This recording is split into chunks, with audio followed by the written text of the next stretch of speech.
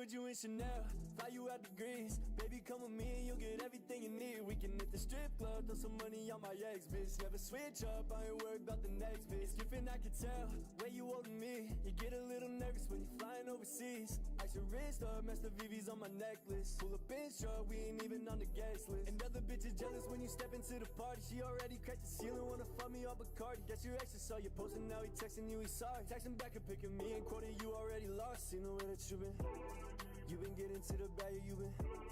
Yeah, I know that off the liquor you be wildin'. Whisper in my ear, you telling me you wanna ride it. Baby, come and ride it. I see you winding and grinding. I wanna ride it. I can put you on a flight with your little dinner city every night. Just you and me, I wanna fuck you. You already know I wanna fuck you. You already know. I know you see me looking at you. I can tell you love to dance and gotta ask you. It's all eyes in your direction when you pass through. Got the baddest written on you like a tattoo. Why they looking at you? Feel I need to find out. Thought that body and I think I need it right now. You been working, think you need to take some time out. I got a place down in the city we can night out. Drop the top and ride out. And it might be crazy. All the other bitches here don't baze me. I was having a bad night, you saved me. I can spend a couple checks like daily. Flex like Dave, you been getting to the bag, you been. Yeah, I know that off the liquor you be wildin'. Whisper in my ear, you telling me you wanna ride it. Baby, come and ride it. I see you winding and grinding. I wanna ride it. I can put you on a flight with your little dinner city every night. Just you and me, I wanna fuck you. You already know I wanna fuck you. You already know.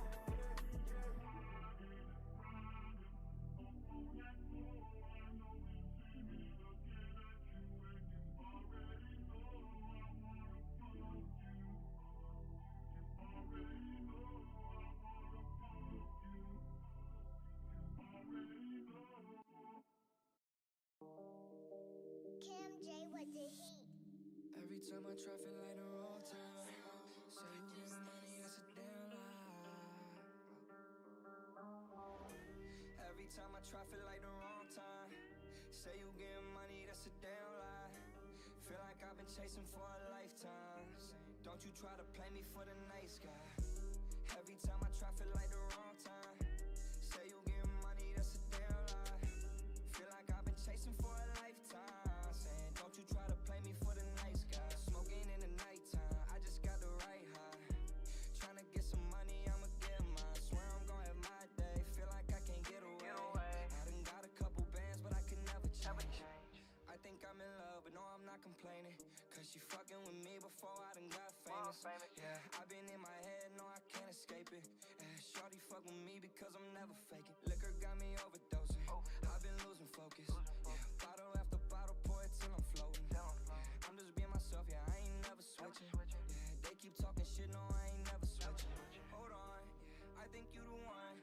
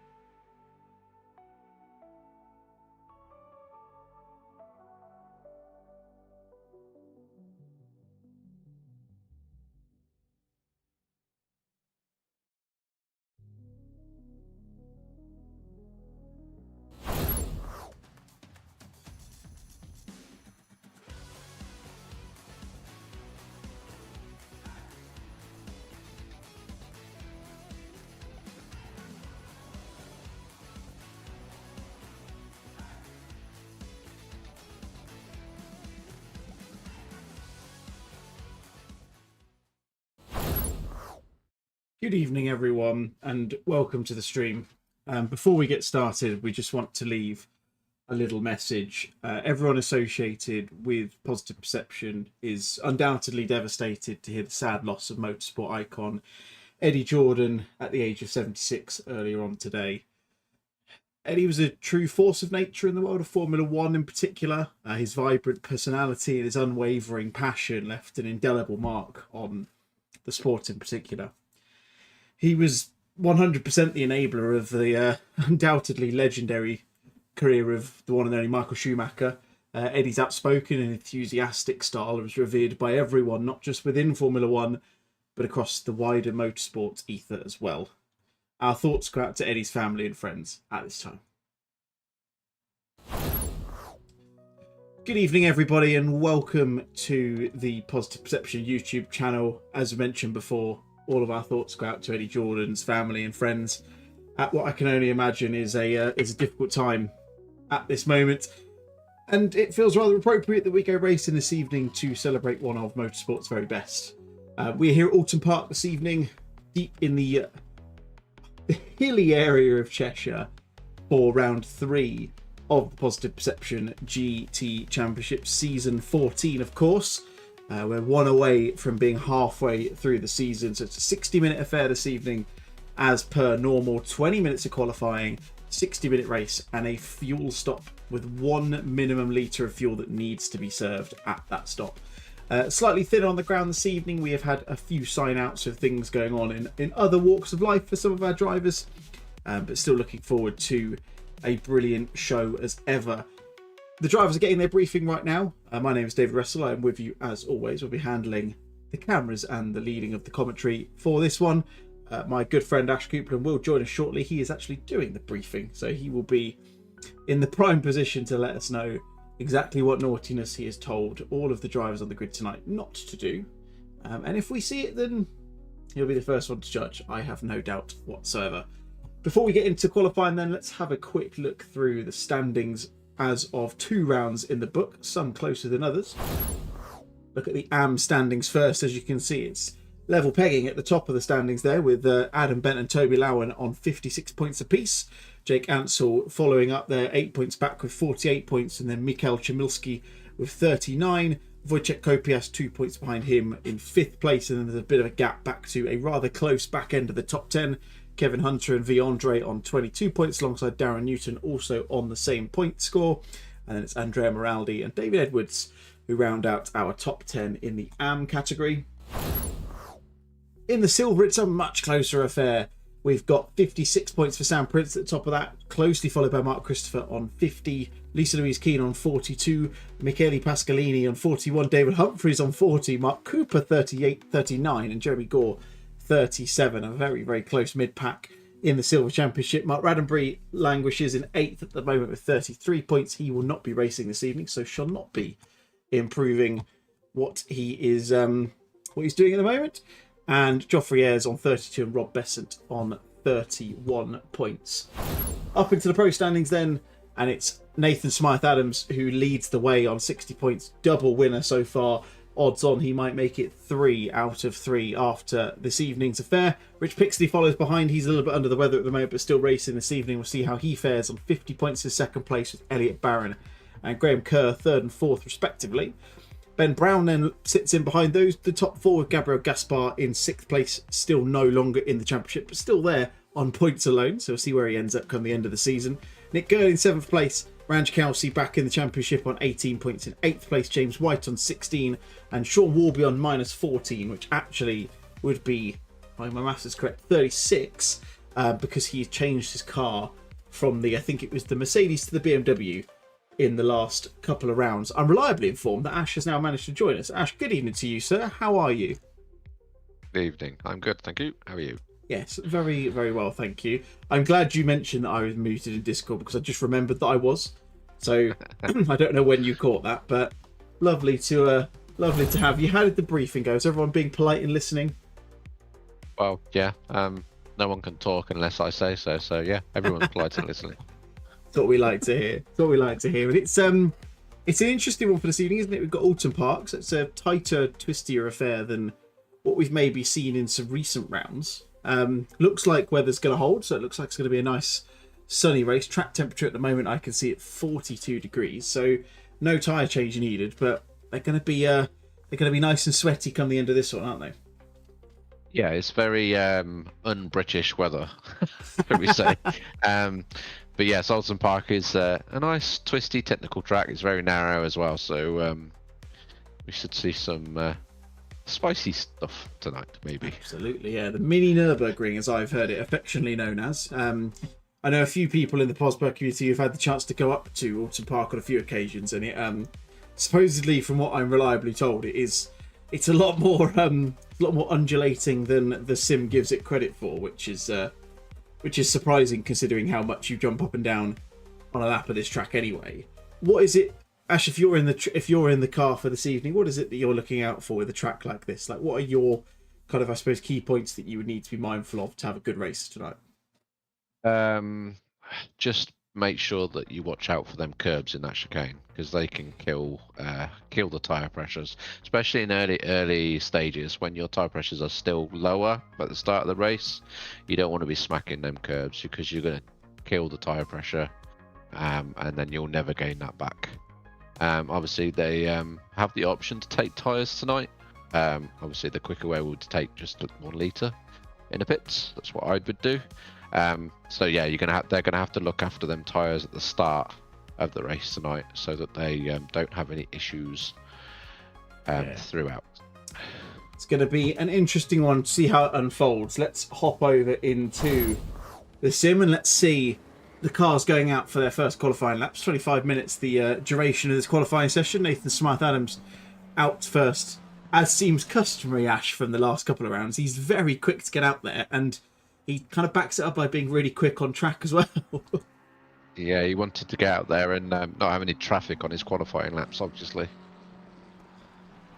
Yeah, don't blame him at all. In that 87 BSR McLaren, he's, like I say, top of the standings in both the pro and the overall class at the moment. He is untouched as it goes. He's won both races by relatively comfortable margins, and I think it's fair to say that the races haven't exactly been simple, have they? We had obviously a dry affair at Donington Park in the first round, where he had a little bit of pressure early doors from those behind him, and then in the race at Silverstone a couple of weeks ago, it was it was wet in qualifying and then dry in the race. So that I suppose brings its own challenges when you get those sort of differing conditions. Yeah, definitely. But like you say, Nathan seems to have handled both them situations perfectly, and sort of flagged to finish in both races, qualifying as well, and I believe also fastest lapping on both as well. So double slam dunk for Nathan in round 1 and round 2 so far. So any wise man would put their money on him winning again tonight.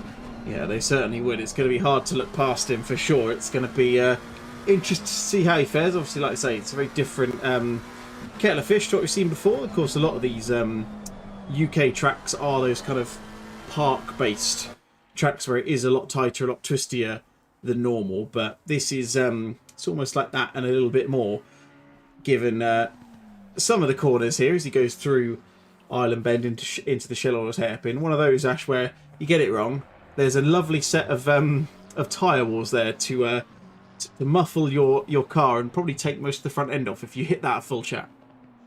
Oh yeah, definitely. That excuse, I don't know the corner names like you do, but yeah, the fast left. If you get that slightly wrong, you are catapulting yourself into the barriers head on. Yeah, I did actually see someone do it in practice. I won't name names because I don't think that's very fair, but I did watch them do it, and I was kind of hoping that they would go through the gap, because I think if you get the angle right, you can go straight through, can't you? And then you kind of launch up the hairpin, but sadly that wasn't the case. Luckily, though, there's no one around him either, so got away with it. But so Nathan comes through, comes through Druids and down towards Lodge Corner. Final corner on the track, and he gets that little drop down and up through Deer Leap, and to finish off the lap, we'll see what he manages to do. See what time he's going to put on the board to kick things off. Sets the stall out with a 1:33.4 flat. When he came into the practice session earlier, Ash, I don't know if you'd have seen this, but he came in and immediately went about 1.3 seconds quicker than anyone else. I'm hoping that is not going to be remaining to be the case, although given the first 2 laps we've seen, I do have a little bit of cause for concern. Yeah, it's a fairly rapid lap, that, at 33, so it's a nice sort of first lap to go off, but he's actually been picked by Barron. I was going to say, Elliot Barron coming in and separating things. It's a very strong lap from him. Gets fastest middle sector. Nathan takes the fastest first and final sector, but shows that you don't have to be the fastest in all 3 sectors of the lap to actually get the fastest lap. I was actually talking to my partner about this the other day. She's become a bit of an F1 fanatic, and she was very confused as to why you couldn't have you could actually get a pole position lap time without having any of the fastest sectors. That was a fun one to try and explain. I suppose it's the shows the different characteristics of the cars quite well when that happens. It does indeed, yeah. Like you say, we're going to have an interesting mix of cars. We've got largely we're seeing mostly Ferraris. We've got 4 Ferraris at my count, 5 Ferraris, sorry, at my count, 3 McLarens, a couple of Aston Martins, a few Porsches, and then a smattering of other cars in there as well. Rich Pixley, you see there, has got himself up into 3rd on his first flying lap. So he's just under a second back off of the top 2. Goes a little bit deep into the Knickerbrook chicane. That will upset his lap time, you would think. Big winner at the moment is this man, Sam Prince, coming down towards Lodge Corner. He's about half a second up at the moment, so that'll put him... Well, it was going to put him up a little bit further. It's going to put him up into 5th, presuming he keeps it clean. I don't think he's going to get a tow from, I think that was Barron, just ahead of him. But no, he gets a little bit quicker. Doesn't quite get himself into the top 4, but does put a decent showing up and puts himself firmly in pole position as it stands for the silver class. But of course, Ash, 20 minutes to go. All could change. Yeah, there's plenty of time left. You might find that some drivers are just putting banker laps in at the moment, just so that they've got that lap on the board. And now they'll be sort of pushing along, trying to improve on that now, as Nathan is doing so at the moment. Yeah, improving at the moment. Improving, though, around about the same rate as Elliot Barron is ahead of him. So be interesting to see whether there is a change of position. Although, saying that, Elliot is dropping off slightly. We'll keep an eye on this until the end of Nathan's lap. He's about 2 tenths up at the moment. So that will put him firmly into the driving seat, as it were, for the pole position spot on the grid. Rich also improved on the last lap. He's gained about 6 tenths. He's well within a shout of this. He's a few tenths off at the moment. Nathan's going to cross the line. What's it going to be? Does improve, but not by as much as we thought. It was only 0.06 of a second that he improved by in the end. So still a chance for Elliot Barron to displace and put himself back up at the top of the standings. He will as it stands. He's about 2 tenths up on his lap right now.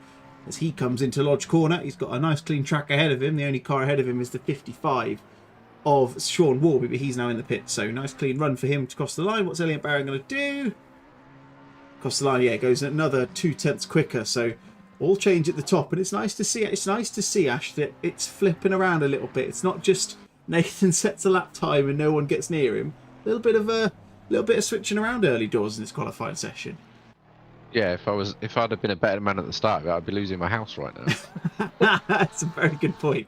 Although I'm not going to keep jumping back to him. He is also going quicker again, and will at the moment, if he continues that pace, regain the pole position spot. So you never know. Your house is still on the table, as it were.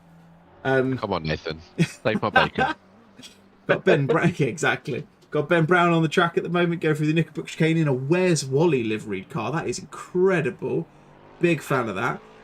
Ben being a beneficiary of using, I think he uses Blender for his designs, which would be infinitely easier to use than it would be to do this on a 2D wireframe from experience, especially on something like the Lexus. It is not the easiest car to design against. I can tell you that for free. He said good evening in the chat. And also good evening to Geek, which I think is Owen Wildsmith, if my memory serves me correctly. He's saying he's rooting for his GOAT, Jake Ansell, in the 83 Ferrari in the AM class. And then we've got OSR Olympic saying go, go, go. Low SR. I think that's low SR. Either that or he's put an apostrophe in there. Good measure. Ben Brown does improve, but not by enough to get another position on the grid. Let's have a look back to some other cars on track. Toby Lown in the 51 Aston Martin. He's improving at the moment. He's got a little bit of a way to go, Ash, to get that pole position in the AM class, though, because look at that. Philippe, who's new to the series, I think, has put in a 1:34.6, which is 1.4 seconds quicker than his next damn challenger at the moment, which leads me to believe there might need to be a class shift for him.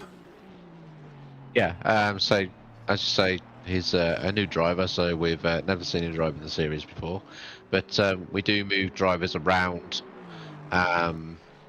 if it's their first race with us. And obviously, we don't move them around after every round because that would make 0 sense. But we do if it's their first race, and we don't really know what pace they're going to be or what class they should be in. We do hold that sort of authority, if you like, to move them after their first round into the correct class. Yeah, given he has just got I was going to say he's going half a second quicker. He was, but he has invalidated his lap, so it's not going to count. But yeah, that there's going to be either a silver or a white colour against his number when we come back in a couple of weeks' time for round 4. I have absolutely no doubt. He's also backed off there, so he's definitely not going any quicker on this lap. Let's have a look at Sam Prince as he comes up Clay Hill down towards Druids. Very tricky double right-hander this one, Ash, isn't it? You've got to take a lot of speed through, but it can be really easy to extend, especially on that exit, as Sam nearly did there. It can be really easy to invalidate what could be a really good lap at a really horrible late stage in your run. Yeah, he's easily done on that one. It's a very blind exit to that corner. When you come into it, when you come out of the corner, you've already got your foot nailed to the floor, so you have to judge it perfectly. Obviously, in qualifying, you're trying not to invalidate a lap, but in the race, they'll be trying not to get out there too much anyway, because it's very easy to lose the rear on that grass and fire yourself into the barriers on the right-hand side. It absolutely is.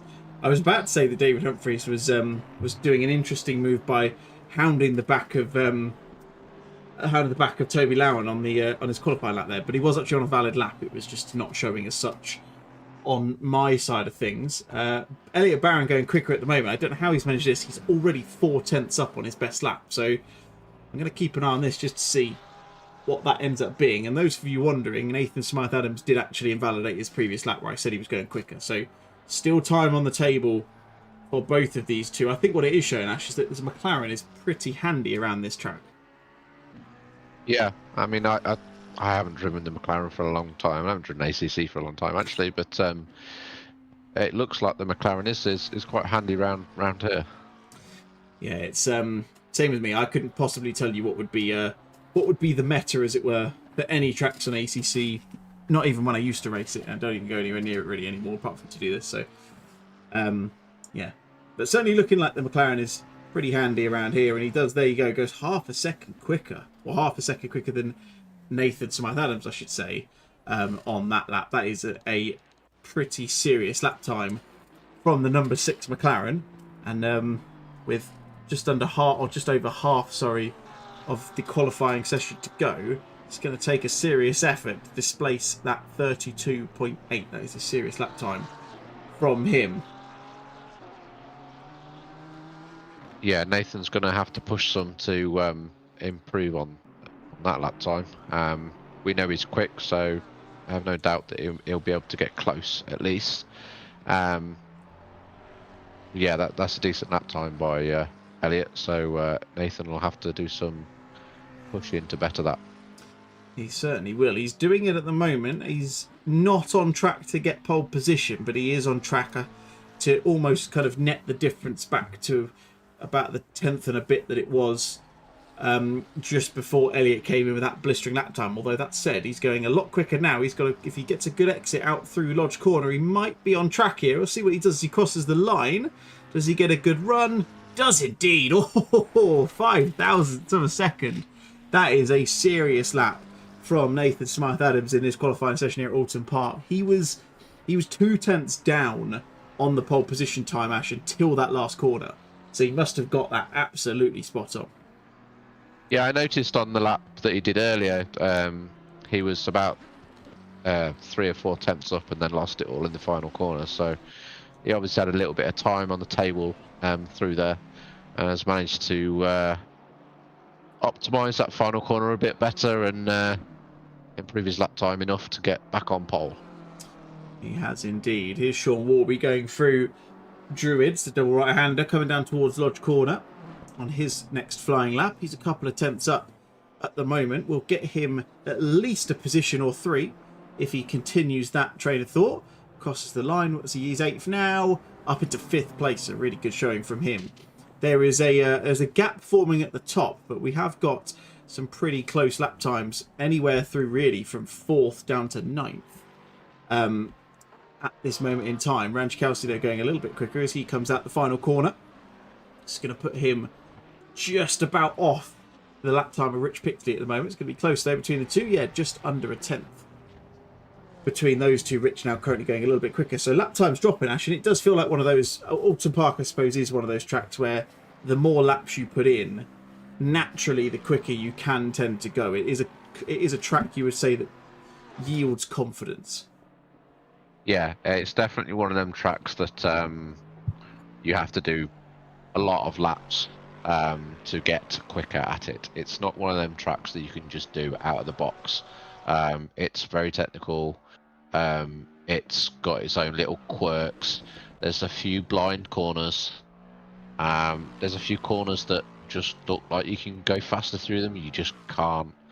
Yeah, it is a very difficult track to learn and to get fast at, definitely.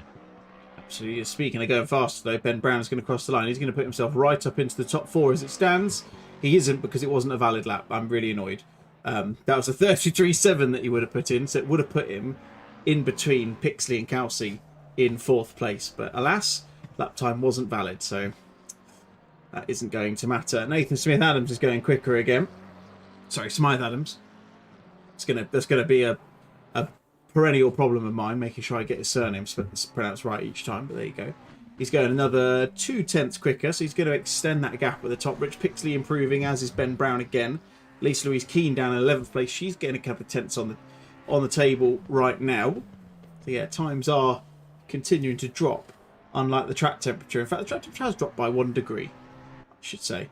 You can see Nathan crosses the line. Lost a bit of time in the final corner, but still does improve. Not by as much as we would have expected. Only by about 100th of a second.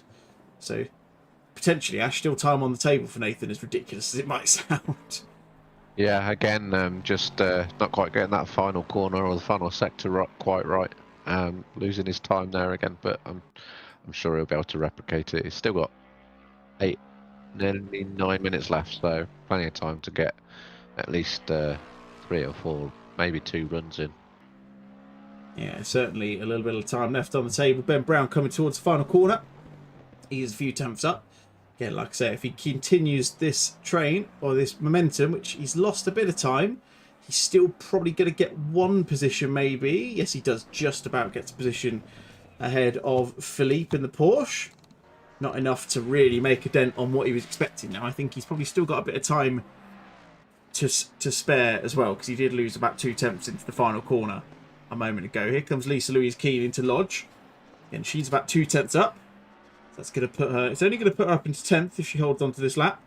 Doesn't need to gain too much to get that position, and there she goes into the just about the outskirts of the top 10 for Lisa. Let's have a look around elsewhere. Let's go to Owen's favourite man, the GOAT as he's referred to him as, Jake Ansell. Took a rather conservative line through the British chicane area, Ash, you might say. He didn't take as much curb on the entry as some others have so far this evening. No, one of them things might be that the Ferrari doesn't tend to like curbs as much as other cars. Oh, doesn't like the grass either. He's not going to be very happy we caught that on camera, is he? He's not. No, that was that was one of those that you probably refer to that as an innocuous spin, wouldn't you? Yeah. Yeah, just getting a bit wide onto the grass there and losing the rear.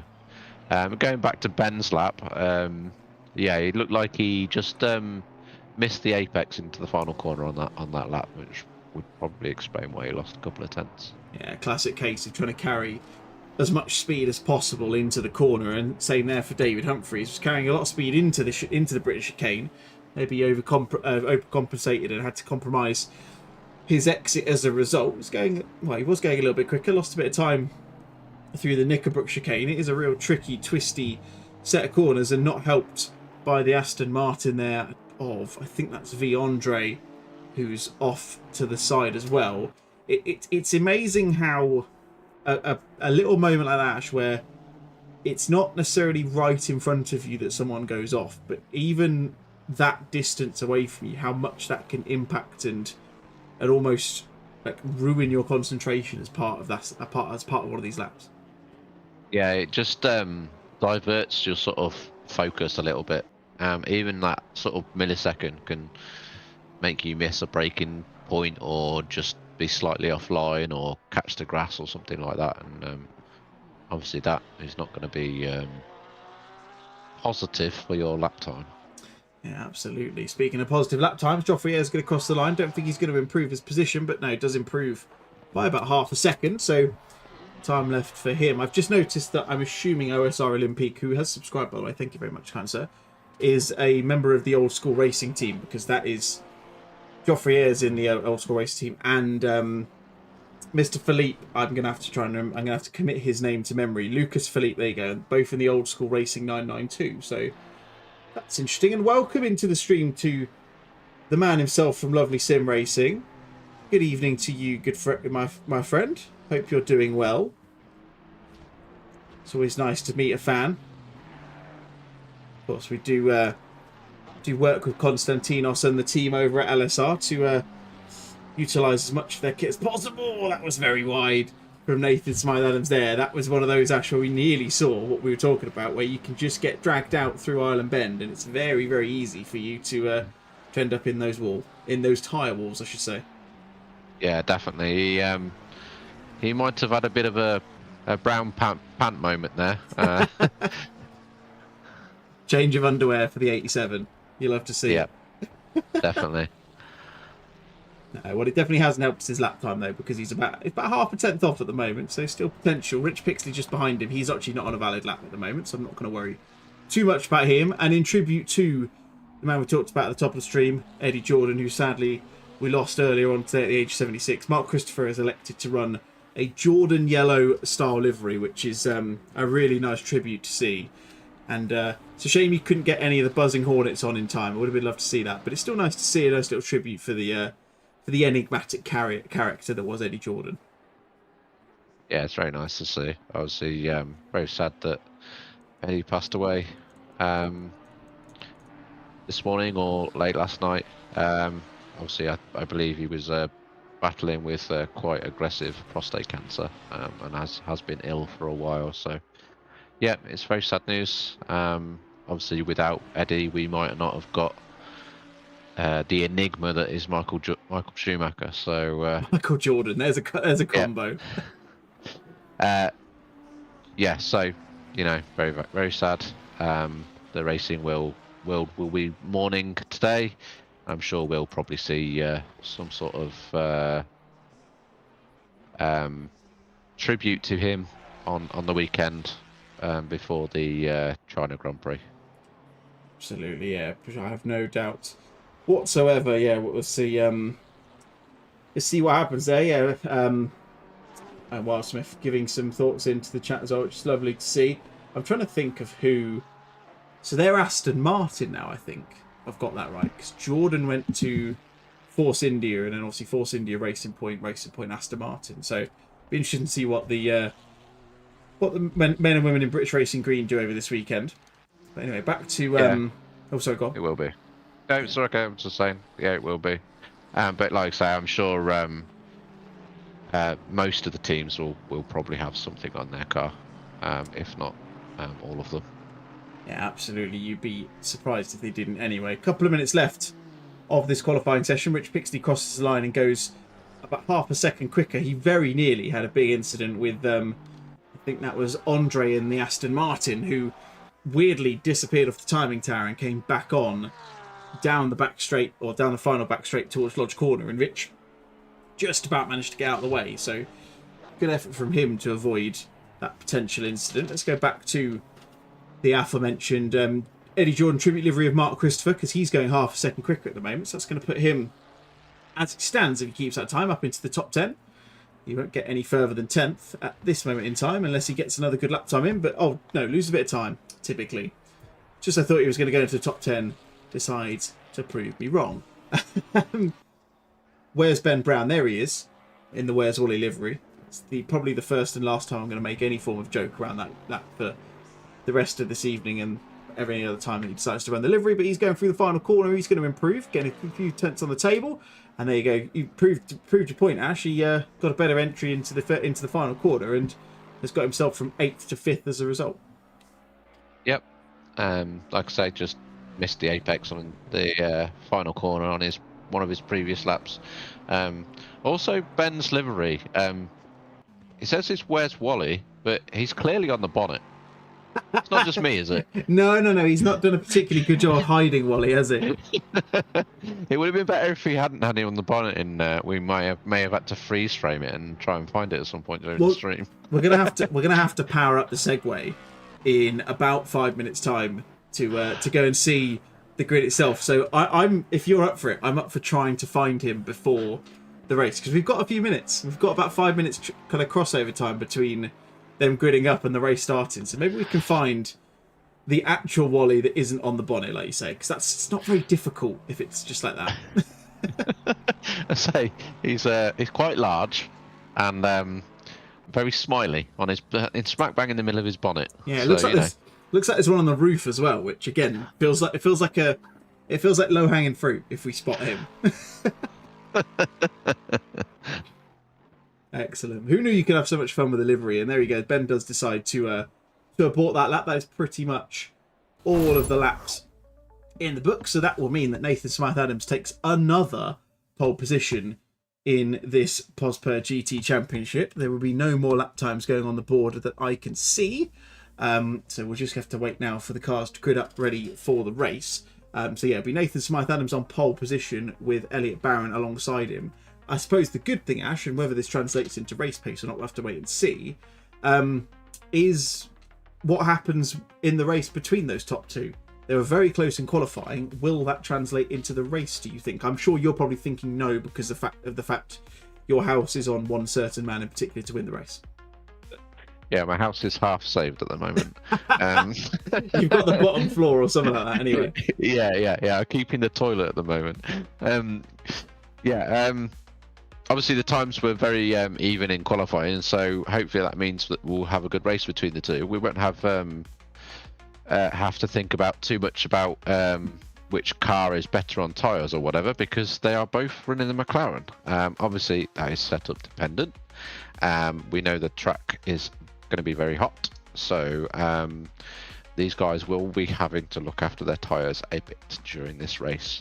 Tyres are not mandatory in the pit stop, and you will save a ton of time by not taking them. So if they don't want to have to take them to the pits, they are going to have to look after them a little bit. So we might get a bit of a chess match type race, but hopefully we'll still get some good racing.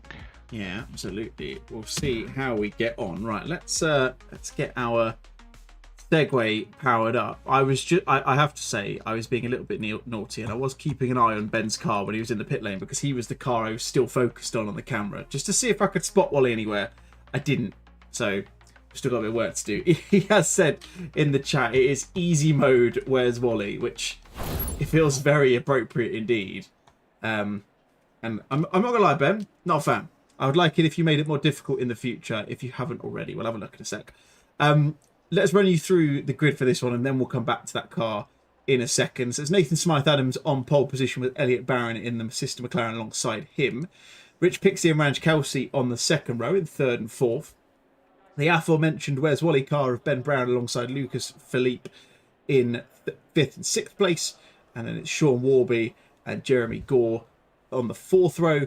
And then Sam Prince and David Humphreys rounding out the top 10. I'm disappointed to see Sam's family and friends not in the chat this evening, unless they decided to lurk and not say anything just yet. We'll have to wait and see.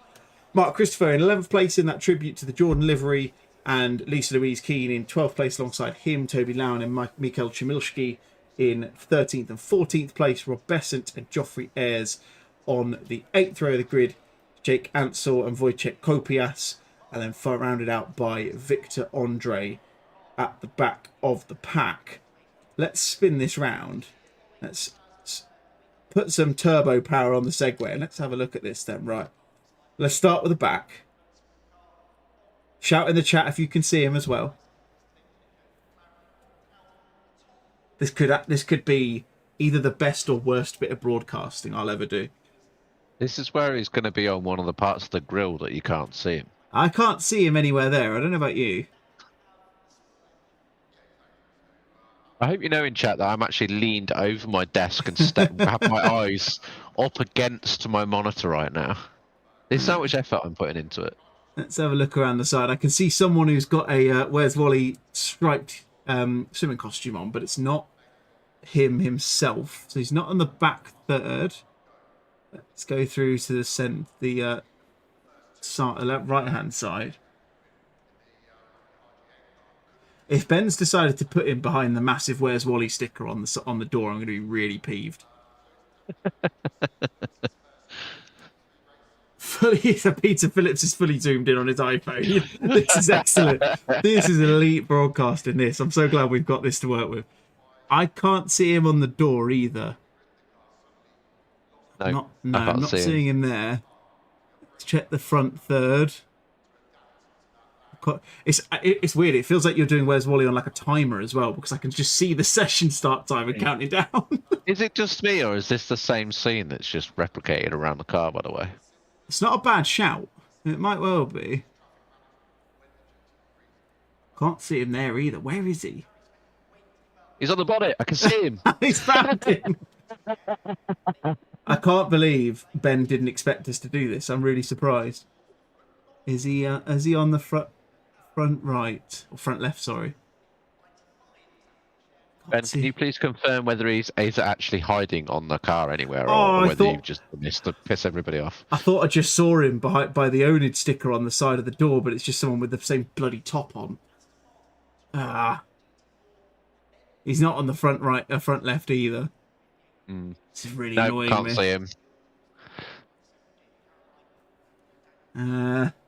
I think he's hidden in behind something.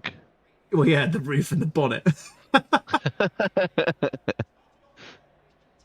I can't see him. No. Oh, what a shame.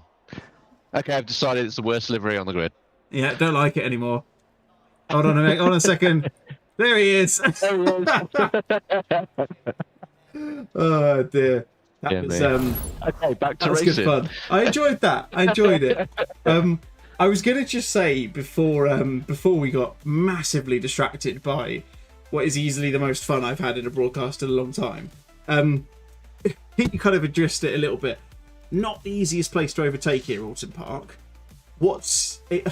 How heavily are you leaning on a strategy like we've got at play tonight in the form of that litre of fuel to potentially try and get a position or two throughout the race? Because it's not going to be easy for them to overtake. It's all going to be a case of you can take that 1 litre whenever you like. We don't have like a pit window or anything, so nobody's being told that they have to take that stop, like in the middle 20 minutes or whatever. They can take that whenever the hell they like. So if I feel like I'm maybe faster than the cars in front, maybe I'd dip in and do that 1 litre, get out into fresh air and do some decent lap times. The only problem with doing that is believe it or not, heat cycling the tyres by going through the pits. When you come back out again, you do quite a bit of damage on the tyres while they're still cool once you've left the pits. So it has a detrimental effect by doing that too early. Especially if you've already sort of got the tyres up to temperature and then cooling them back down again and then pushing on them again when they're cold. When you push on these tyres in ACC when they're cold, it does actually do quite a bit of damage to them.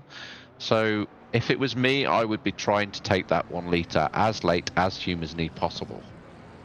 I'm gonna say you might have just set us up for 59 minutes of hot lapping and then a minute of pit stops at the end. I hope you haven't. We'll have to wait and see for sure. It's going to be an interesting race regardless. Lots to unpack, I'm sure. Throughout, I would like to make a request to anyone in the chat who is capable of doing this. I would really appreciate it if you could clip that entire look of the Where's Wally car, because I feel like I need to get someone to share that, and I need to attach to it the fact that that can go on our show reel at some point, because I don't think you're going to get much better broadcasting than that. I did notice that we actually got to peak viewership, Ash, when we decided to put the Where's Wally car on the stream, so all I can say is we'll give the people what they want, you know? Yeah, awesome stuff. And maybe Ben will give us a different Where's Wally every week. Like, maybe just have the Where's Wally picture on the roof or something, so we can search for him every week. I'd pay good money to do that ahead of every race. I'm not going to lie. I thoroughly enjoyed it. We'll make an official request to Ben then. Ben, we want a new Where's Wally to search for Wally every week. Now, please, thank you. I'd like to add the caveat that I want to actually find him. Like, yeah. Don't hide him behind like an air inlet or something like that. And don't just whack him on the bonnet in big format like you have now and say it's there. I want to properly search for him. No, like as if you were actually looking for him. You know, when you used to get the books and you have the page where you have to actually look for Wally. I want like the page or something on the roof of the car or the bonnet or something, so we can actually look for him. I see. Yes, that's a good idea. I see what you mean. Rather than have to build him into the livery. Yeah, okay, that could work. Or the spoiler or something. Yeah, there's a lot of options here. Ben, come back to us. Report back. In the meantime, let's go and see what's going to happen at the start of this one. Nathan Smythe-Adams will lead us away any moment now as he crosses the line. And there you go, green light, and we're underway here at Oulton Park. It's a good start for Nathan. Elliott's going to try and keep him around the outside, but Nathan has the run into the first corner, Old Hall Bend, and manages to hold on to first place. We've got some crashing in the background. I think that's Ranch Kelsey who's gone off. We'll see in a moment what's happened there. It looks like he might have just lost it on his own accord, unless he got a tag from anyone. Let's have a look and see what happened here. Going through Old Hall Bend. No, lost it all on his own, Ash. So that is an acrimonious start for Ranch in his return to the series. We have got support for Sam Prince in the chat, Ash. We've got Diane in the chat saying, go Sam Prince. I told people they should appear, and Diane has come in droves, and I'm massively here for it. Sam gets a following in every single stream, and I love the fact that he's clearly just sharing this with all of his family and friends just so they can sit and watch. I think it's great. Yeah, but Diane, one thing, you're late this week. Must do better. It's a C+ on the report card. Yeah, thanks for being here, but you're late. Yeah, he would have got pole position in silver class if Diane turned up a little bit earlier, I reckon. I'm almost certain that would have been the case. It's all on you. Anyway, I feel like we've digressed a lot in this early stage. Right, so coming towards the end of that one, Nathan Smythe-Adams has just about crept out about a second's worth of a gap to Elliott Barron. So early stages suggesting that Nathan's pace into the race is stronger at least than Elliott's at the moment. Of course, plenty of time. Let's go. Rich Pixley, third place on the podium as it stands. Ben Brown, of course, benefiting from Ranch Kelsey spinning out in the first corner. He's now up to fourth place. And we've got a bit more change as we head down. Lucas Felipe in fifth place. He's gained 2 positions. Sean Warby stays in sixth. He stayed as he was. And then positions gained for Jeremy Gore, the aforementioned Sam Prince, David Humphreys. 6 positions gained for Mika Chmielewski. So a big gain from him. Biggest winner so far. Lisa Louise gaining a position. Mark Christopher losing 1. Toby Lown in the same position. Jake Ansell gaining 3. Rob Besson as he was. Ranch Kelsey, of course, as we probably would have figured, the biggest loser off the start with 12 positions lost. And then Victor Andres gained a couple, although there's one that's going to be going into the wall. Is he going to keep it out? Oh, just about does. I was wondering, Ash, if we were going to see that dreaded drift into the tyre wall, but thankfully he managed to get the anchors on and stopped himself from careening into it at a decent amount of speed. Yeah, he did a good job to getting the car stopped in time. Usually you have to aim for that gap in the barrier and pray, but no, he managed to get it stopped, reverse up, back on track, and away he goes again.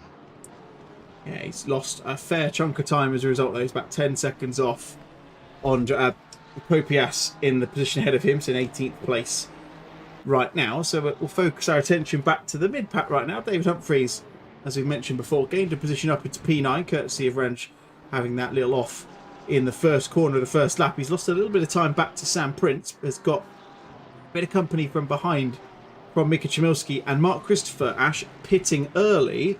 We'll keep an eye on him as he comes through the pit lane. In fact, I'm not going to watch him the entire way through because I forgot how horribly slow it is. Is that, do you reckon, him...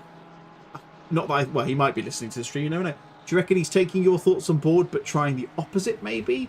Because if the tyres are cold now, they're not going to have warmed up properly, and maybe gives himself a chance to almost reverse what you were talking about, because, yeah, he is in and out like a flash. Yeah, yeah, that might be the case. It's not a bad idea, to be fair. Get yourself out of the traffic. Make sure you don't get caught up in any incidents in front of you. It's not a bad idea. We'll see how that pays off for the 191 car. Of course, you'll see that whether the drivers have served a pit stop, because they'll change from that little orange one on the timing tower to a nice green block. So that's confirming Mark Christopher served his pit stop. Just a reminder for those of you who maybe just tuned in, it's a one mandatory pit stop in this race for a minimum of 1 litre of fuel. So I think it's expected that most people will have filled full tank what they need for the race, and then they'll just top up that litre at some point. Start, middle, end remains to be seen. On board just a moment ago of Lucas Felipe in the 5th place. He's got Sean Warby, close company behind him, and then Jeremy Gore close behind him as well. As we might have foreseen, Ash, there's not been a huge amount of overtaking chances this early in the race.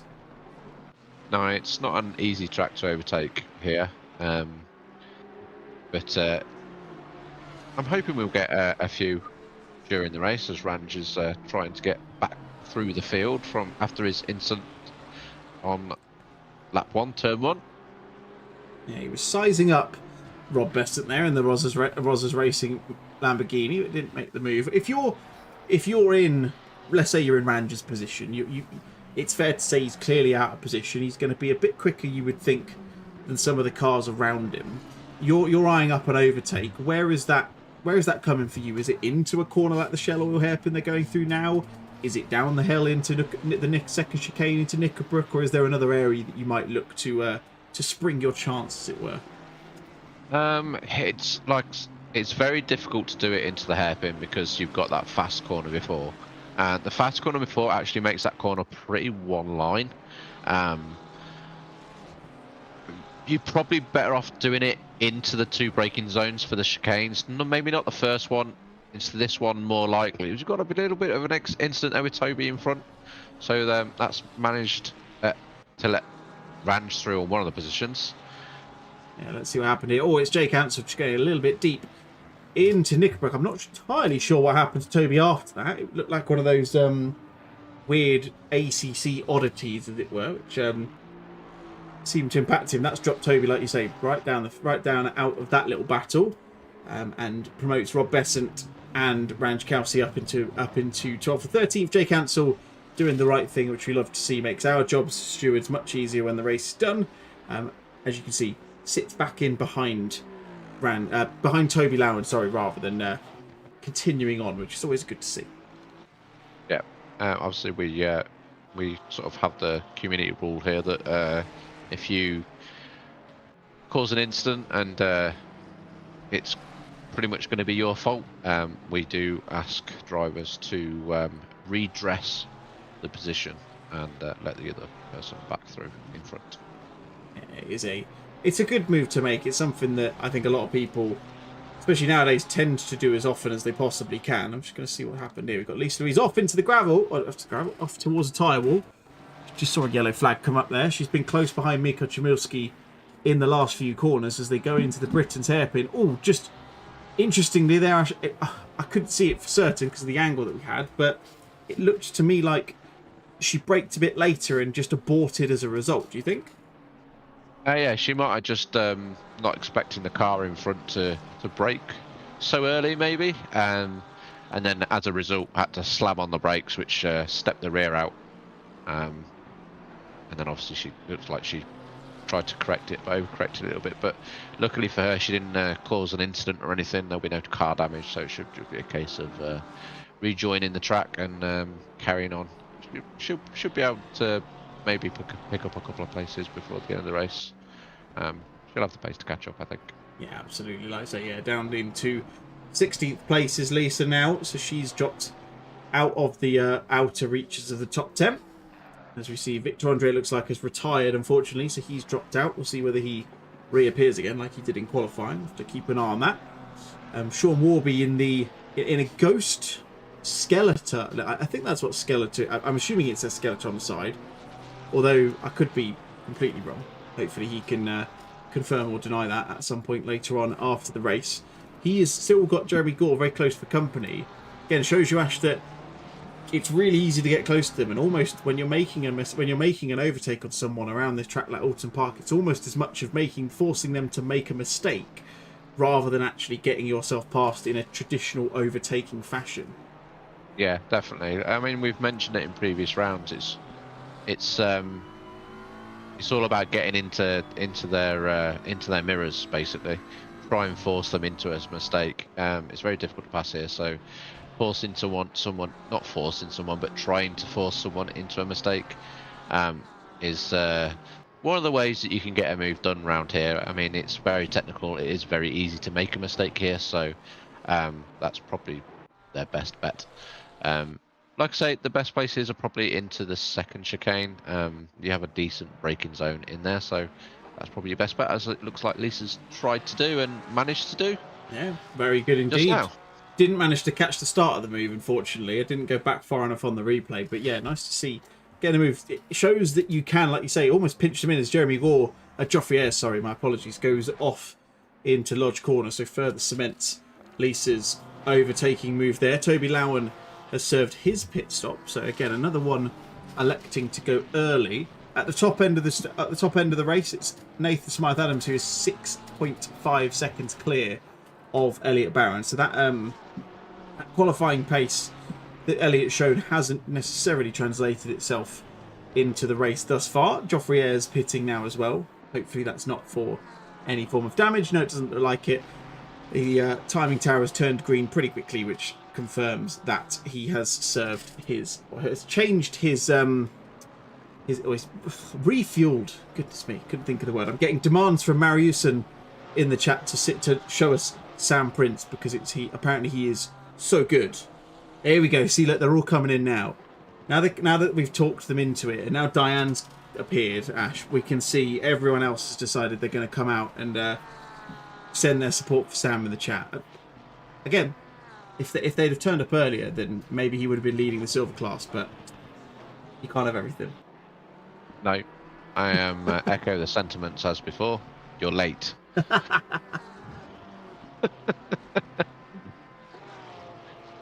Good stuff. Good stuff. Always good fun. We like enjoying a little bit of fun with the chat on the stream. It's always good form. We love to see.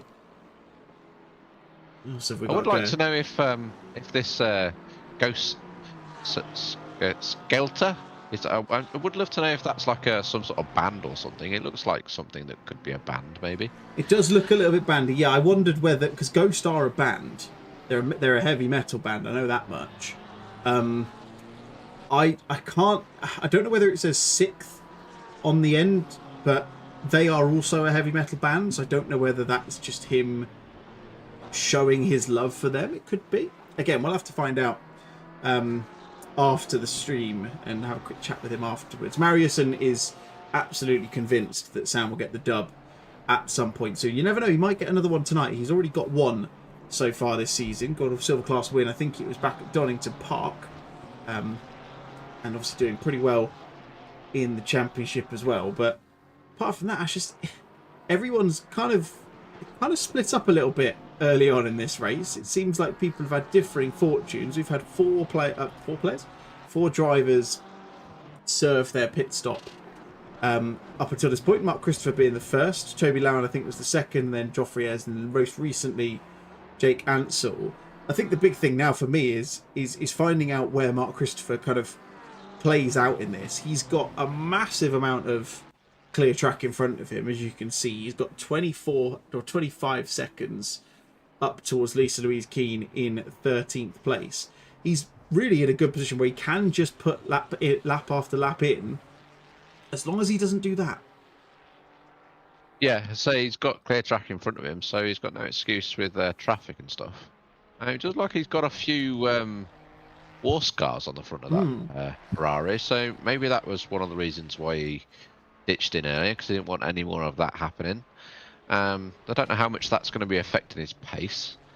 Can you see what we're looking like on lap times? Where is he abouts on lap times? Do we know? 36.3 at the moment was his last lap. We'll see what he does as he crosses the line. 37.0 on that last lap. So he's not actually gaining time on Lisa at the moment. I've actually just spotted that there was apparently some contact between him and Wojciech Kopias earlier on. And look, the car looks fine there. So I don't know whether this has caused anything in particular. That will definitely have an impact on it. Yes. There you go. That's why the car's looking second hand. Big old exit stage right into the wall. Well, that will do damage. I would assume that was after he did his pit stop, because I don't think he was near Kopias on the start. So I would guess that would be after his pit stop, which means that's not ideal. Obviously, with a little bit of damage, you do lose time here on ACC. So yeah, it'd be interesting to see where he comes out. Obviously, he would have lost a bit of time with that incident. Which isn't ideal, and he'll be losing a little bit of time with the car damage as well. So, yeah, he might not turn out how he was wishing, but hopefully he can press on now and put in the best lap times he can and work his way back up when people start pitting. 100%. I have actually just looked, and I've kind of done my most basic maths to figure out whether it was before or after the pit stop, and it was after. Looks like it was either as he exited the pit lane or just the lap after. I would assume it's the lap after, because it would have been on the other side of the track had he just exited the pit. So, yeah. Unfortunate for him, but we'll see how he fares. Did go quicker on that last lap of 35.9. So, back into a relatively decent pace. Quicker than some of those ahead of him. Quicker than these two on track. Well, quicker than Mikhail Chmielewski anyway. Ranczkowski a 34.6 on the last lap, so showing some pace. But like we said, Ash, it's one of those where if Ranj has kind of done himself a bit dirty in this one because of that incident at the start, which, as we saw, was no one's doing other than his. He's now kind of forced himself into having to make moves, which, like we say, as we've mentioned enough times and will probably continue to mention, are not easy. No, definitely not. And Ranj, I think, if with what Mark did, I would say that. Oh, it's a squeeze in there. That was unfortunate. There was very little I think that Ranj could have really done there. Just about manages to get back on, safely rejoins. Let's go back and see exactly what happened there. You can see, yeah, just gets a little bit crossed up. Looks like Chmielewski got a little bit crossed up, but Ranj then tried to make the move. And then unfortunately, once the move was nearly done, looks like Chmielewski just overcorrected and sadly dropped off as a result. So Ranj not having it all his way there so far. No, and what I was about to say was with Ranj's situation, because he knew he was going to be faster than the cars that he ended up behind because of his turn 1 incident, that might have been an opportunity for someone to dive into the pits and take their 1 litre and then have the clear track, knowing that you were going to be quicker than the cars in front. And also, maybe that would have resulted in him not having that incident with Chmielewski also. So, maybe Ranj would have been better off diving into the pits early and getting rid of that pit stop early, like Mark did. Yeah, absolutely. Hindsight is a wonderful thing. Marius, and yeah, live stewards know we have post-race stewards. We do have live stewards, and we do our endurance events when we decide to do them, but do post-race stewarding after these ones. So protest form open for 24 hours after the race, gives everyone a chance to cool down, have a look, and then we typically turn around pretty quick, thankfully. Just always nice to see. We have lost a driver. I'm just trying to actually figure out who it is. We've lost one product. I cannot for the life of me. I know we've Andre Chmielewski, retired. It was Chmielewski. Yes, good spot. Don't know what's happened there. Be interested to see if we can find out anything on that one. Have a quick look and just see whether there's anything in the Discord chatter. Nope. Nothing in there at the moment. Just apparently messages from funnily enough, from Sam Prince in the Discord chat earlier, saying, I can't press drive. Am I being dense? And then he's appropriately followed that up with, I am. Please ignore me. I just love character development like that. You just can't beat it. Yeah. It's I like the fact that he quickly realised that it was in fact him being dense, and then announced it himself. Absolutely. There is interesting. There's Rich Fixley going past Elliot Barron. I'm not entirely sure what happened there. I can't see any damage on Barron's car. See what the lap time was as he crossed the line. It was a 1:40 that last time round, so it suggests that there's maybe been an excursion for Elliot somewhere. There is some contact from, I believe, just now. So let's have a quick look at this replay. He's trying to get around Toby Lowen, goes very deep into Druids by the looks of it. Oh, just collected through the first of those two right-handers. That is going to be exactly why that position has changed. Pressure on Elliot now, Ash, to get that position back against a Rich Pixley who we know, as we mentioned already, is a little bit under the weather, so might be susceptible. Yeah, Rich recovering from a bout of pneumonia, I believe. So yeah, he's not in tip-top condition tonight. So I'm sure come towards the end of the race he'll be getting a little bit of fatigue. We'll see how he gets on. But yeah, Elliot going to have to get past Rich now if he wants to reclaim that second place. Yeah, I don't mean this in a bad way to anyone in particular, but I just can't imagine wanting to do anything like this when I've got pneumonia. Even when I've got it, when I'm on the way back from it, whatever, I couldn't imagine doing any form of like sim racing at this point. It just sounds like a nightmare. It's not easy to do when you're in tip-top form. You get pretty hot in the rig, so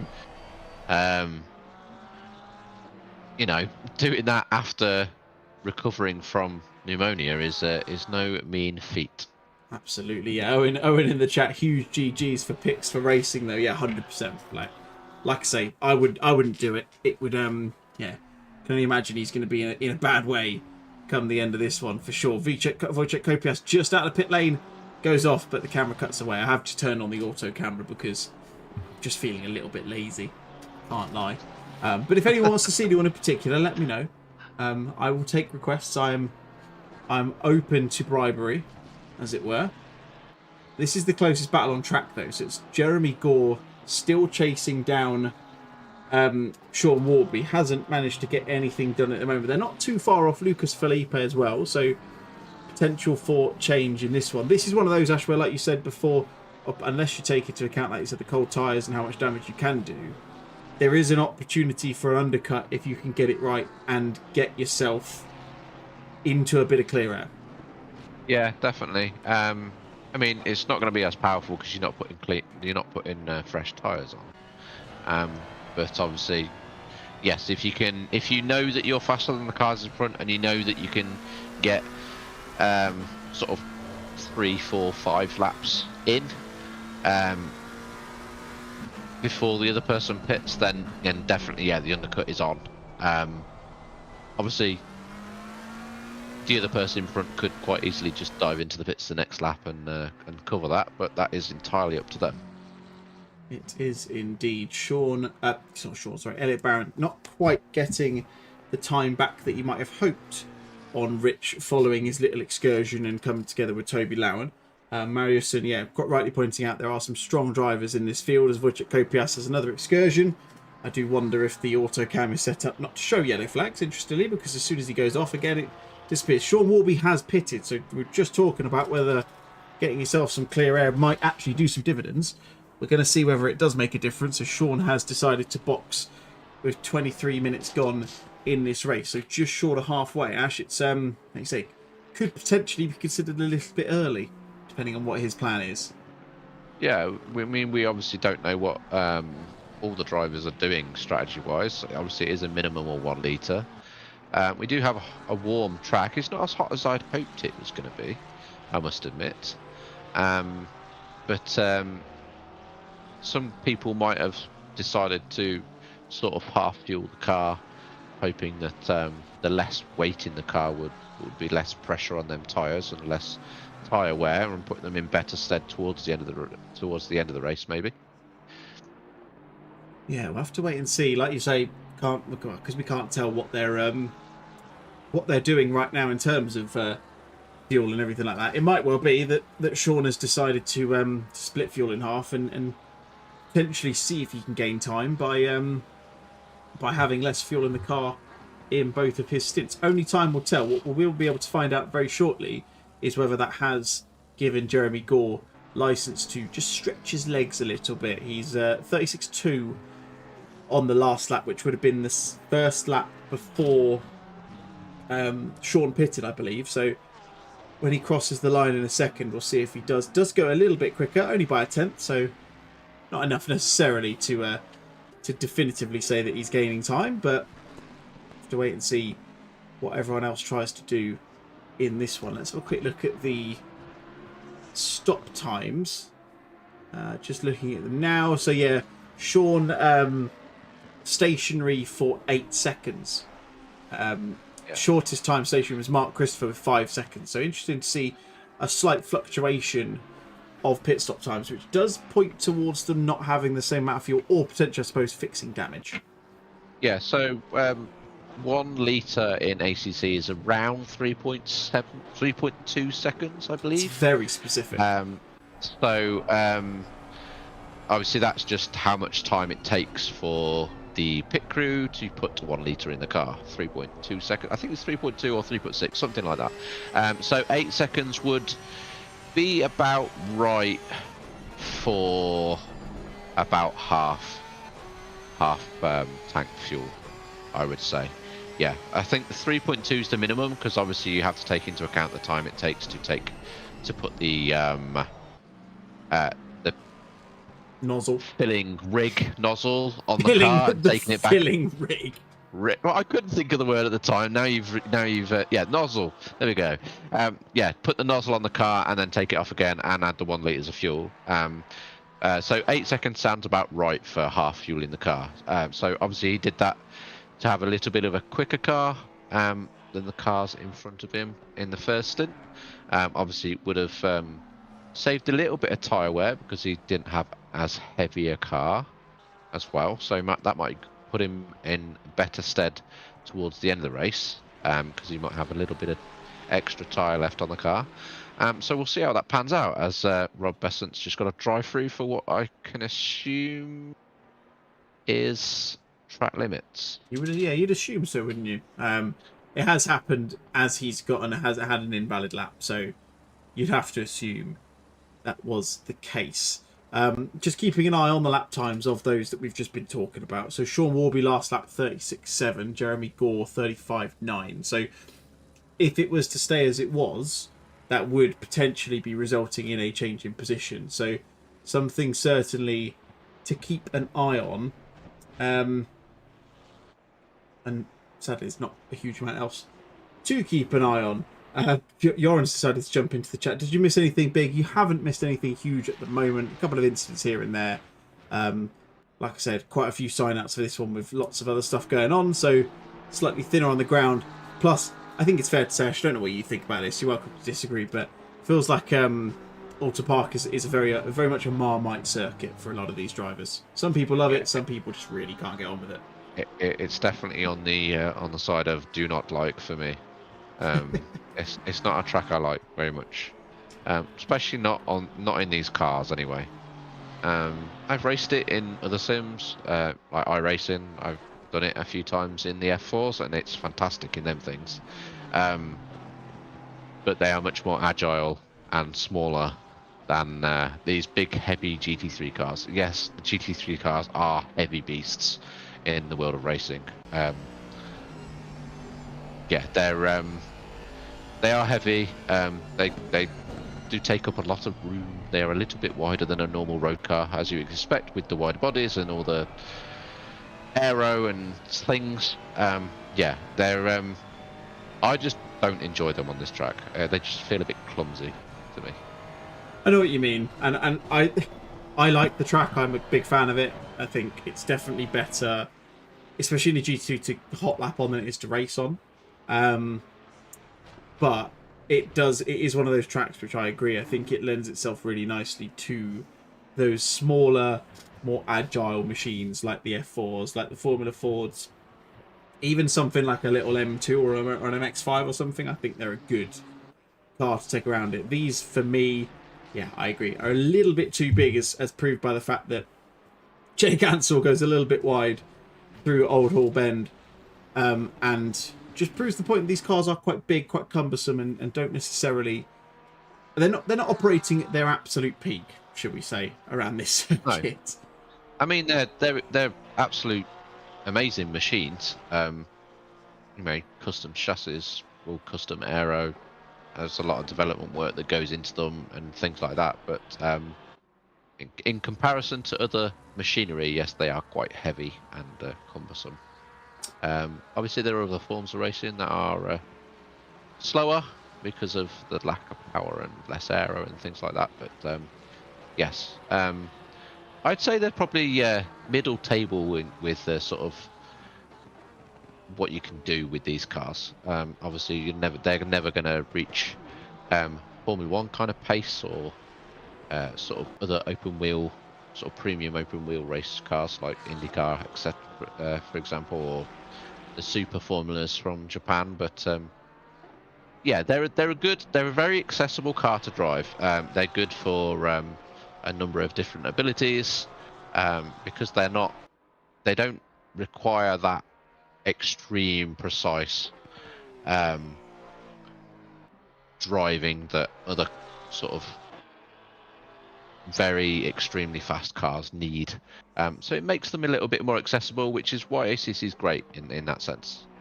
Absolutely. Not necessarily as accessible for Wojciech Kropiak. I've just seen has been driving a very wonky looking McLaren down the back straight towards Lodge Corner, so I'm sure he'll have to pit on this lap because he doesn't look like the car could drive in a straight line. Nathan Smythe-Adams has served his pit stop for the race, so he's pretty much decided to cut the race in half.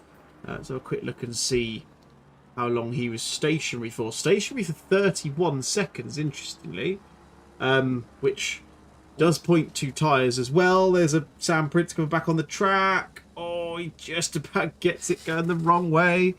Thought he was going to get the move done there, but no, sadly, not the case for him. Lisa Louise now in the pits as well. So we're starting to see people pitting, Ash. Like you say, it's, well, interestingly, seeing some people pit for longer than we might have expected. Ranch Kelsey pitting for 32 seconds. He was stationary for, so that might have been tyres, might also have been the damage that he was repairing. Toby Lowen 19 seconds, Jake Ansell 15, Lisa Louise currently at 16 seconds and counting. So we're seeing, interestingly, despite what I think we might have expected, we're seeing a differing type of strategy across a handful of these drivers so far. Yeah, definitely, which is nice to see. Nathan was 30 seconds, so he's obviously taken tyres, which would explain a lot why he was much quicker than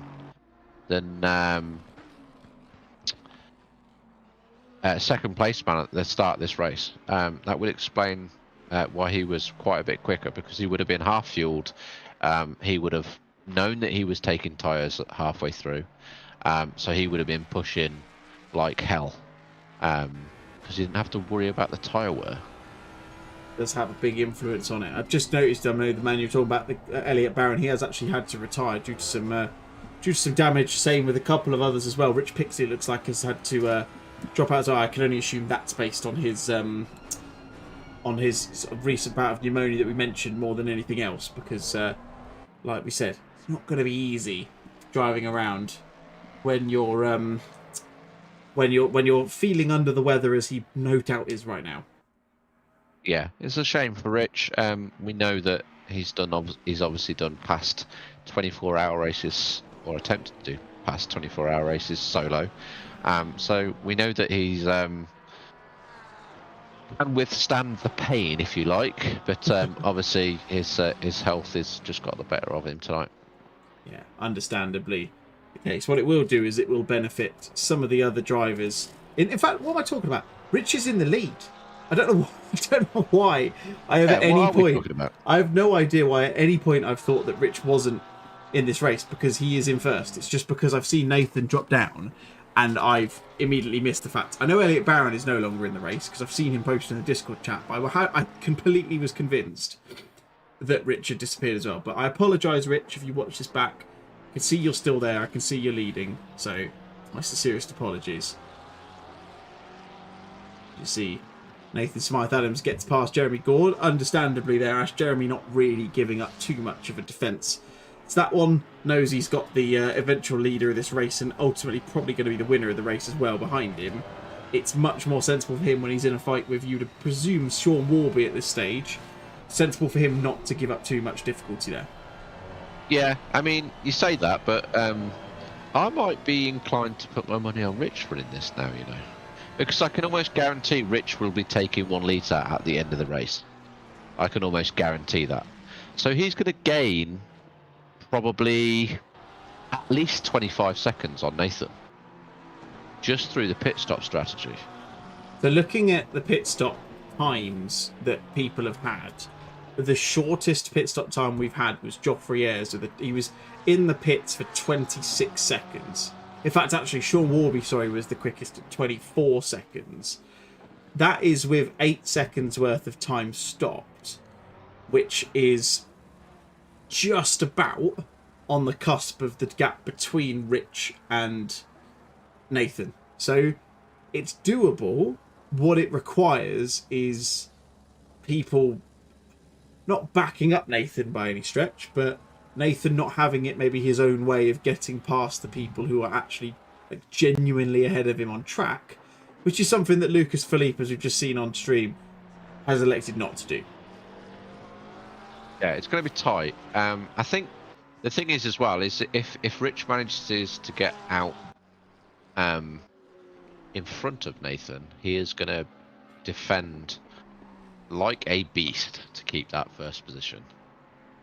Yeah, he's certainly going to make that Nissan GTR extremely wide, I think is fair to say.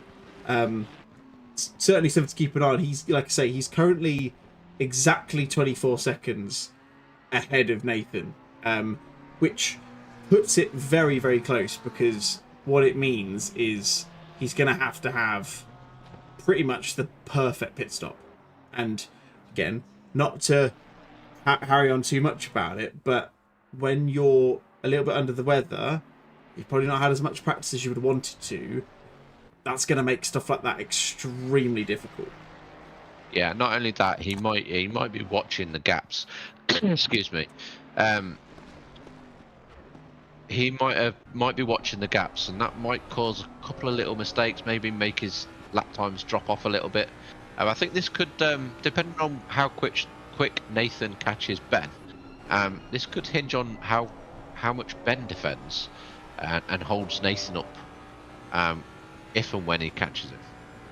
It will indeed. And like I say, there's 18 seconds, between Nathan and Ben at the moment. We'll see whether Ben, well, to be fair, Ben might be out of the way before Nathan reaches him. We'll have to wait and see.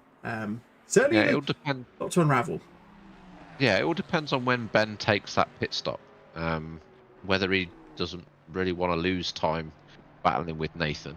We've got to take that into account as well. He may well just sort of decide to dive into the pits before Nathan catches him, so he doesn't lose time also. So, yeah, it'll be interesting. The end of this race might get a bit tight. Yeah, it might get spicy yet. So keep your eyes peeled. 22.5 minutes, best part of left to go in this one. Rich Pixley at the moment leads the way. I'm enjoying Peter Phillips's "Let's play Where's Pixley" in the chat. It felt like it was appropriate when I just seemingly decided to not acknowledge his existence a few laps ago.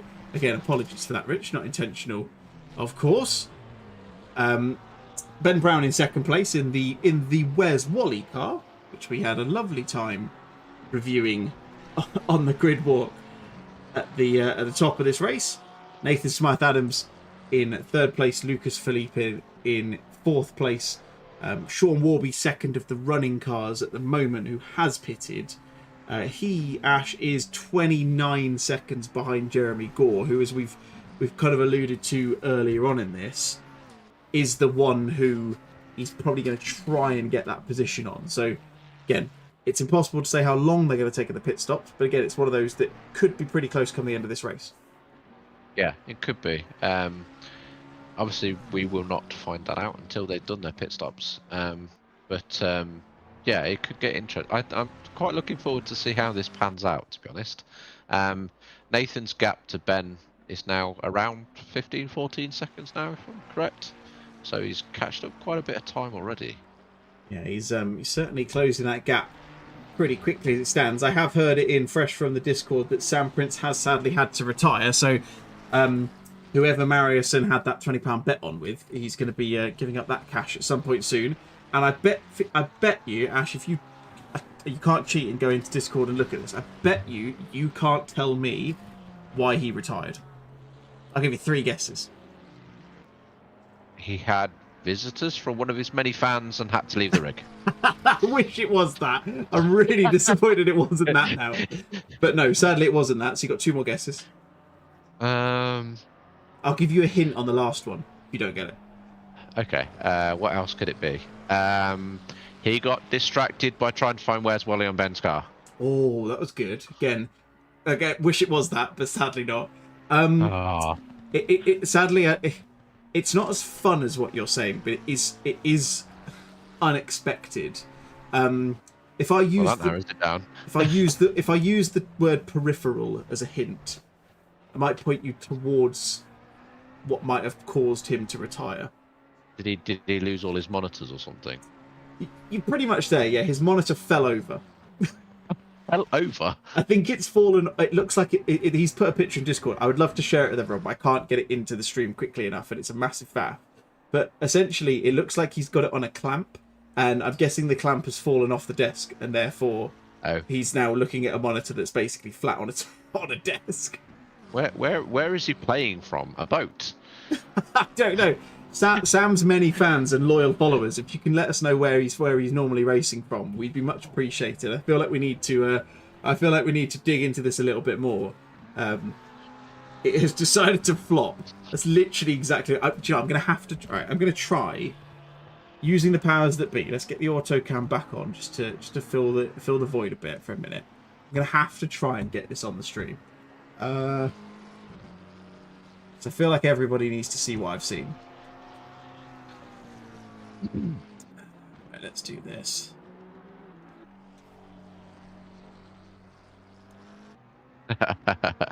Oh, insane. We'll call it a mechanical failure, don't worry. You might say it's terminal, I would think. Yeah. Right, let's hope he hasn't done damage to his monitor in the process, because that would be a double blow, wouldn't it? Well, I'm gonna put the image on the screen any second now, and you'll see that the screen still appears to work, which is always a good sign. Oh, it's way too big. It's far too big. I did not expect that to happen. There you go. So put it on the middle of the screen. Oh dear. That's not how a monitor is meant to work. For those of you who aren't familiar with the concept of PC screens, it's not meant to look like that. No. You know what he's missing? He'd probably be able to see that monitor if he'd put his glasses on. I reckon a periscope would probably serve him quite well. You know what I've also noticed from that picture? Them glasses look mysteriously like the glasses that Wally would wear. Maybe we found him. We're unpacking it now. Let's bring it back on the screen. Oh, you have to, I didn't even... I've noticed I tell you what, there's a lot more to unpack than I thought there was in this. I'm going to move this slightly over just so that it's not in the middle of the screen, so everyone can still at least see what's going on. Let's make it a bit smaller. So I need to unpack a bit of this, right? So you've got the monitor that's broken, right? That's interesting enough. That, for what it's worth, looks like a tiny monitor. You've then got the mouse pad, the mouse that's not on the mouse mat. You've got a bendy biro, the Where's Wally glasses. I actually think that's a microphone for a headset.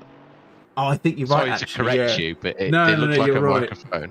You're right. Unfortunately, yeah, I can clearly see the 3mm jack at the end of it. So I don't blame you for ruining my point, because you are absolutely right. But yeah, there's a lot to unpack there. So as mechanical failures go, that's certainly not the one I would have expected to happen. Yeah, Owen clearly saying in chat that Prince was the Wally the whole time. He definitely was. It makes you wonder how long it's been that's been coming apart, because surely that's not like that must have been getting loose at some point. Surely. Yeah. I would love to see the scene where it just gradually starts to fall over and he's just sort of contorting his body to drive and sort of see at the same time. Yeah, I would love to be a fly on the wall. Absolutely, would have loved to have seen that. It's one of those things where you come back and go, that's where I wish a house had CCTV, because I just love to see it back for nothing else. I'm just wondering, like, if anything, I'd love to see the face that he pulled when it happened, because I could picture it being like one of those, oh, okay. Because you can't really react to it angry. You just go, oh, that happened. Oh, yep. Well, better move on. That's happened. Yeah. Yep. Carry on. As you were. Oh, incredible. Love it. See, we've not... It's good because, let's face it, we've not exactly been blessed with an obscene amount of on-track action, but we've had a lot of stuff beyond the track, which has been great to keep an eye on as well. No, Catherine saying that he's devastated. You poor soul. I go, we take it back, Sam. We're sorry we were being mean. I like I say, I just feel bad for Mariuson because he's now down 20 quid. But yep, that's just me. I'm just thinking of the commercial angle here. Oh dear. Oh dear.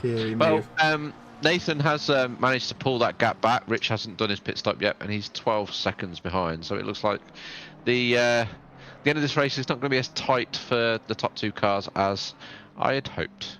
No, it sadly isn't. But you never know. I mean, I don't know what Ben's done. Let's see what his pit stop time was. 8 seconds. So yeah, he's certainly going to come out. Probably you'd assume another 5 seconds behind Rich, like he was before. Rich's pace is still pretty strong at the moment, so he's doing mid 35s right now. That's comparing to Nathan's 33.6 on the last lap. It's clearly why the gap is disappearing quite quickly, but still potential that Rich, if he doesn't have the perfect pit stop, could lose that position to Ben as well. So I'm just trying to keep it interesting. Still, change might happen. Yes. Yeah, obviously Nathan's got the advantage of brand new sticky tyres and is putting his foot down to catch that gap up. Yeah, now I suppose what we have to figure out is whether he can do it before the race, before Rich pits as well. If it was you, it's going very off topic, but if it was you and you were in Rich's position, would you pit to save face and not be overtaken on track, or would you just pit whenever you fancied it anyway and just not care? No, I wouldn't pit. I would still defend like a demon and hope that it causes Nathan to have a mistake or something. Hope it makes him cause. That would be my mindset. Yeah. hopes he goes off and causes himself 30 seconds of delays, then you could just quickly nip into the pits and win the race. I love it. Yeah, exactly. That's a real gamesmanship attitude, and I'm here for it. Yeah, definitely that. I mean, obviously, Rich won't want to cause an incident or anything. I'm not saying that, but yeah, be nice and defensive. So Nathan has to be maybe a little bit more aggressive, and maybe try and outbrake himself or something like that, and lose some time. That would be my what I'd be trying to do. The rolling Nissan roadblock is what it can be referred to. He is gaining hand over fist. Like, he's now within 10 seconds of Rich, and like his pace is searing. It's a 33.5 on that lap, so it's another 1.8 seconds that he's gained, 1.7, sorry. He will be within 4 or 5 laps. So, like you say, it's very much a case of, does Rich stay out and stay the course, or does he pit and not get out of the way, but pit and avoid? Because potentially, it's worth considering the fact I mentioned it a moment ago, but Rich does need to be a little bit careful if he wants to keep that second place on the road, because Ben, albeit 32 seconds behind Rich, if Rich gets caught up with Nathan and goes for, like you say, the kind of, I suppose, the prideful approach, it could lose him second place. Yeah, there is that to take into consideration as well. I've just Rich, seen Catherine's message in the chat. Apparently, she was holding the monitor in place before her hand gave in, or her arm gave in. Again, I need to see what happened. I need the background. Brilliant. Well, Catherine, I love that. Like, fair play. There's not a lot of people who would do that for their other half. So respect on your name, as they say. Yeah, definitely. Incredible. Love that. Do love that. Wish I had that But support. yeah. So Ben is now actually 30 seconds behind Rich, as it looks like.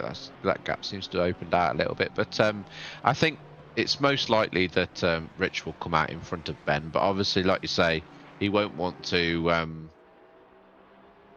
lose any of that time to battle him with Nathan as well. So yeah, you're right. It's a difficult decision for Rich, because obviously he'll want to do everything he can to keep first place, but he might just sort of say, you know, this is a battle I'm not going to win.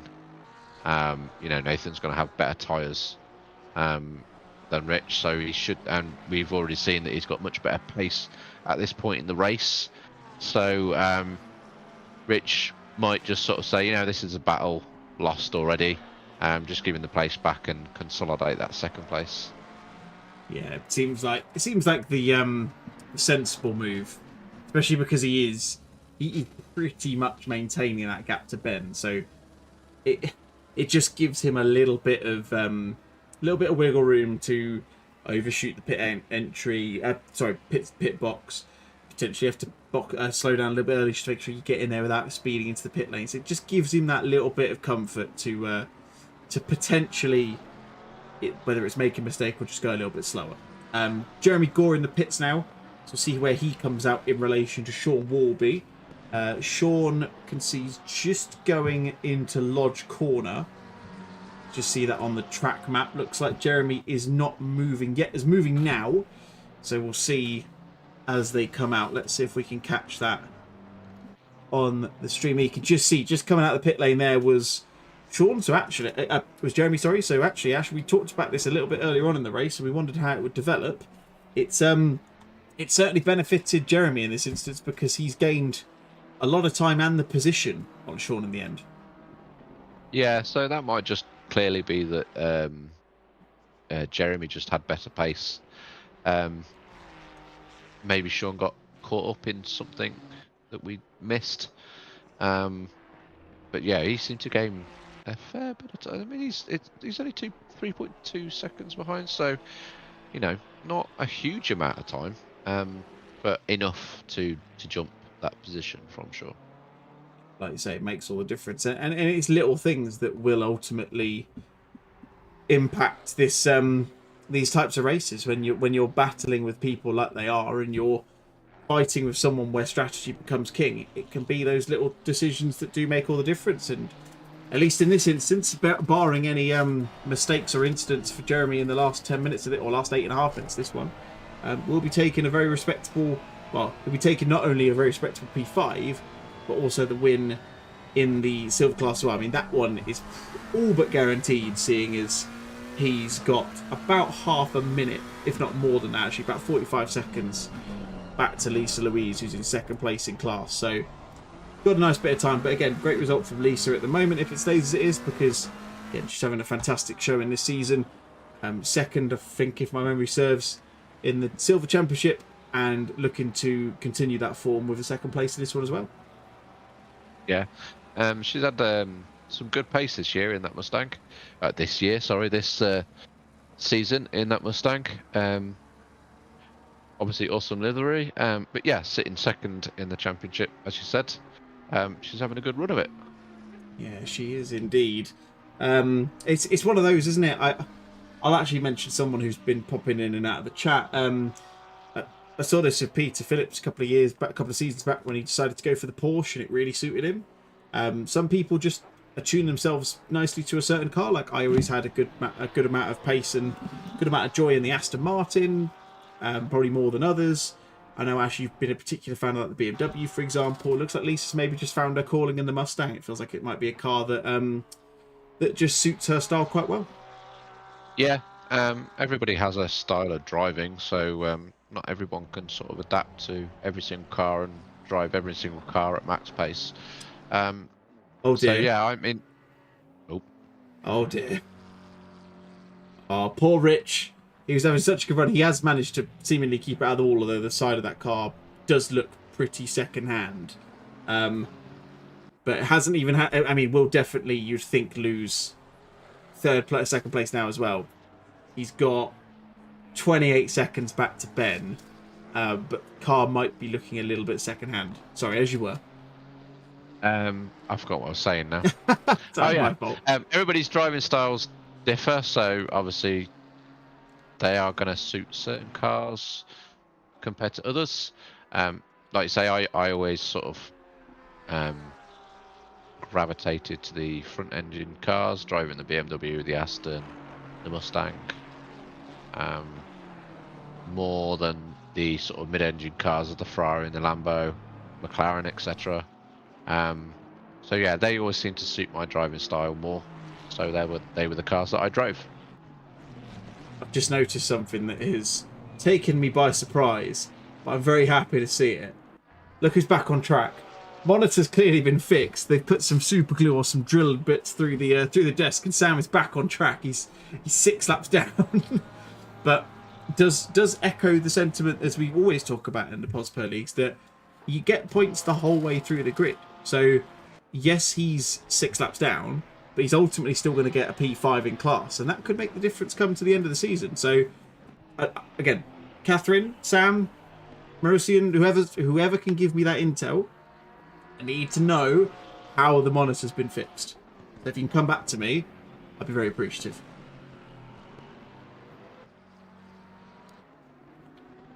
Let's have a look here. So here we go. Okay, so Rich did make it back out in front of Ben, just. You can see how close they are. They are pretty close indeed. Rich has now got 5 minutes of hope he can hold off Ben, I suppose. It's almost like the reversal of what we had a couple of weeks ago, where Ben was the one with loads of damage holding off Rich. Now we've not necessarily got the exact role reversal, because I don't think Rich has got as much damage, but has got to hold on, you'd expect. Yeah, obviously Rich had that incident. It might be a bit tight through them corners now as well, so he'll definitely be thinking about trying not to crash through the same corner on the laps to come. I would probably expect he's probably got the pace to keep ahead of Ben, but yeah, because of that incident, it's brought them closer together, but unfortunately for Ben, not quite enough.